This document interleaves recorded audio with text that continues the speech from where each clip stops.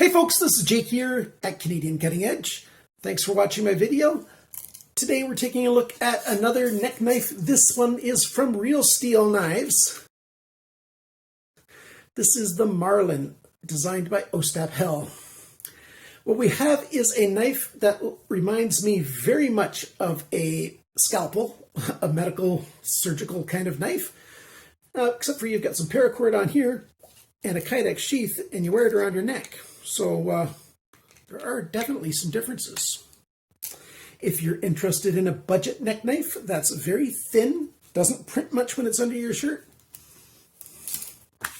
hard to tell that it's there at all, and it's light, doesn't hurt your neck at all, doesn't, no problems there. If you're interested in something like this, stick around because the review's coming at you right now.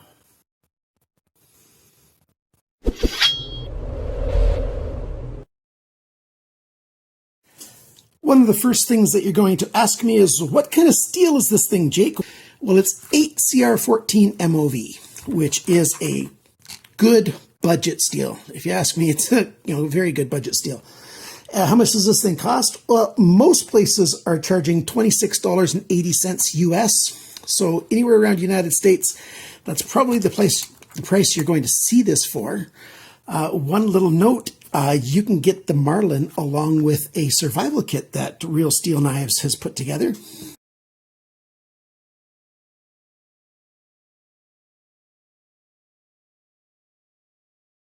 So they put together a kit that's got a whole bunch of different things, including this knife.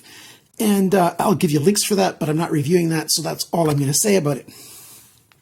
What do you get when you get this knife, the Marlin? Well, you get the blade, stone-washed blade. It comes with paracord wrapped on it.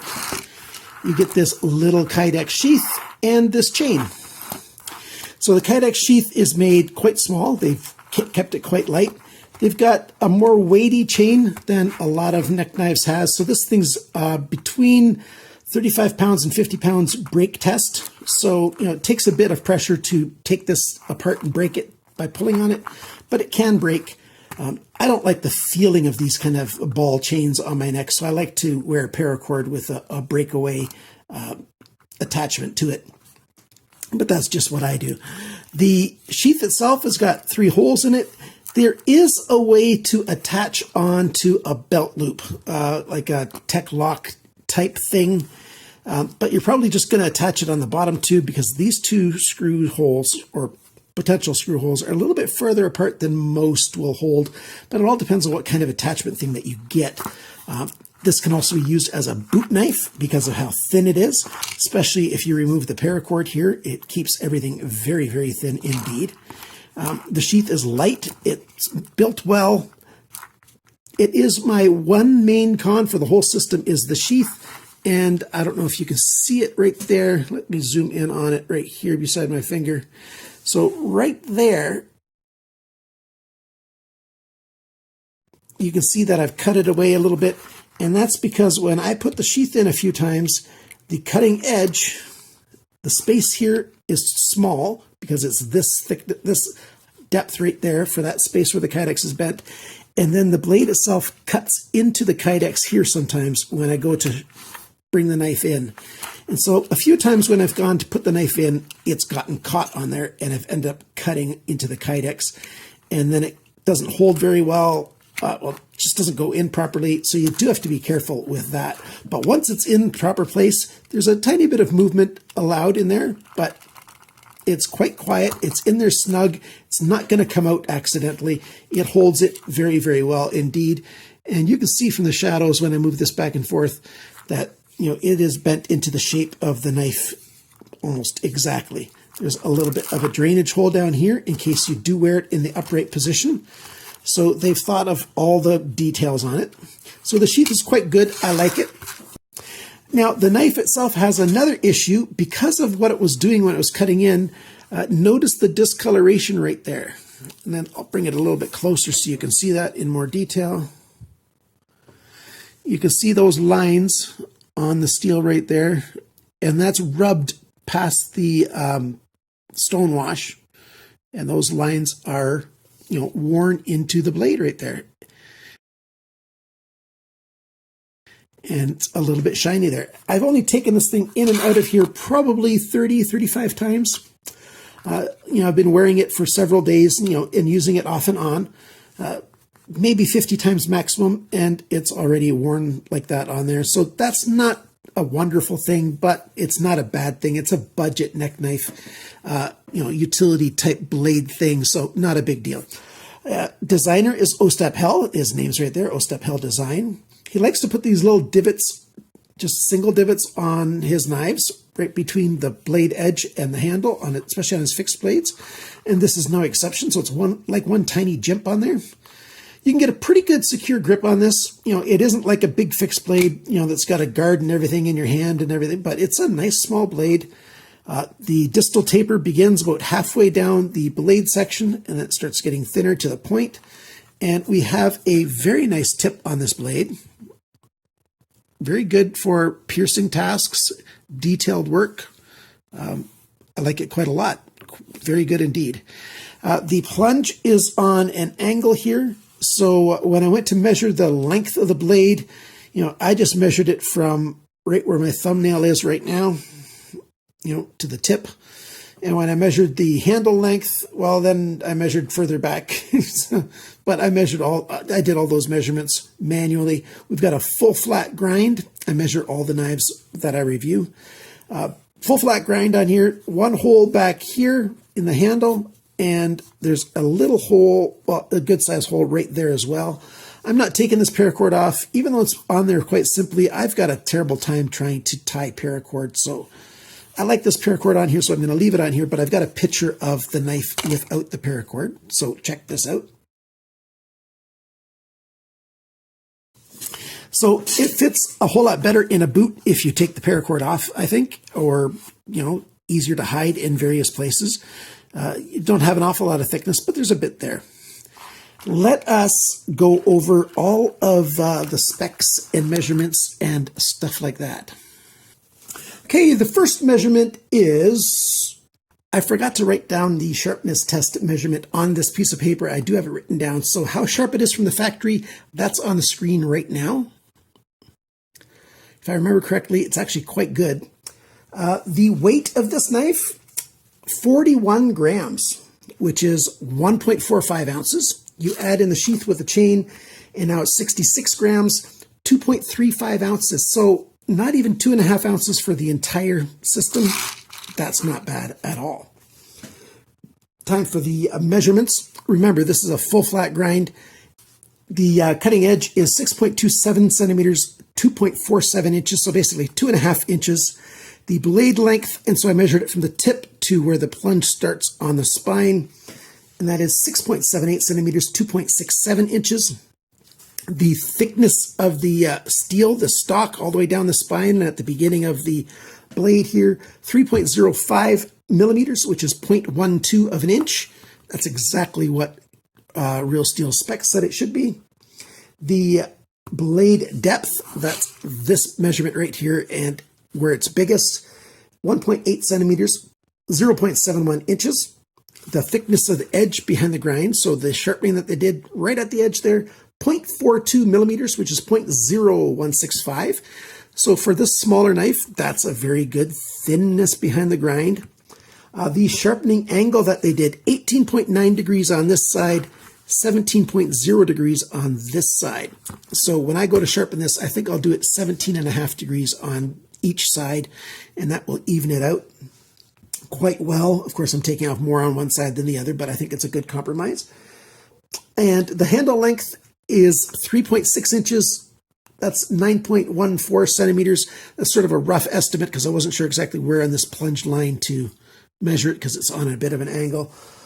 The handle thickness, if you're just measuring the steel, that's the same as the blade thickness, 3.05 millimeters, 0.12 inches. But with the paracord on it, that's 1 centimeter, which is 0.393 inches. The handle depth, biggest right here, and I'm measuring this time with the paracord, is 2.4 centimeters, 0.95 of an inch. Without the paracord, 2 centimeters even, 0.79 of an inch. So that's not bad at all. the grip space in here, and that one's even tougher to tell because you've got this front, what sort of functions like a sharpener's choil, but it also functions like a front finger choil. You can get your finger up there. So a rough estimate for the grip length is 3.5 inches, 8.89 centimeters. The total length of the knife, not counting this paracord tail, just the steel from tip to tail, is 16.21 centimeters, which is 6.38 inches. Not bad at all. So what you get is a good, almost full-size knife in a very small budget package, decent steel, easy to use. Stonewash means it's not going to catch light and reflect it back very easily, although the cutting edge might, reflect light back and forth. The final grind isn't the best. It does vary when you go down the blade a little bit, and you can sort of see it when I do this going back and forth. You can see where the shine starts, and then it changes right there. So the angle here is different than the angle there of this final grind. So I'm going to clean this thing up beautifully, even though I might be willing to sell it. I might be keeping it. I'm not sure. Depends on if the Patreon winner in about a week or so wants to have this knife or not. We'll see. The price of this knife, I already said, $26.80 US. That's not bad at all. In Canadian dollars, this is around $36. It's listed on Amazon.ca, but it says currently unavailable, both for the knife and for the kit. And I haven't seen a Canadian retailer who's selling this knife. So if you know of a Canadian retailer who's selling this, please send me a message via email, canadiancuttingedge@gmail.com, and let me know about it. Please give me the link, or you can put a link in the comment section below. Your comment won't get automatically posted, but I will see it. And then I'll post it up there so fellow Canadians can buy this knife. It's a fixed blade knife, so if you buy it from outside of Canada, it can be imported into Canada safely, no problem at all. No risk at all of it getting stopped at the border. In euros, the price is $26.51 euros.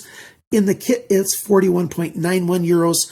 So that's roughly the price. I've got links for Amazon Germany, Amazon United States, and those are the two places that you can get it on Amazon. Or you can buy it from Real Steel Knives, and they'll ship to just about anywhere. RealSteelKnivesUSA.com will ship to North America, and RealSteelKnives.com is the international site, and they'll ship all over the place. Not absolutely everywhere, but most everywhere. The special features of this, it's a nice thin knife. I like that the handle's paracord, so it's optional if you want to use it or not, which means you can get away with a really thin knife. The blade shape is very good for a neck knife. 2.5 inches of cutting edge is quite adequate, and you can do an awful lot of work with this thing. You can do precision cutting. You can do some harder cutting if you put your thumb on behind the spine of the blade. It's a good design for a neck knife if you like neck knives about this size. I like neck knives of every size. I like the teeny tiny ones, and I even wear full-size knives on my neck when I go camping or hiking. Because it's good to have a knife handy, plain and simple.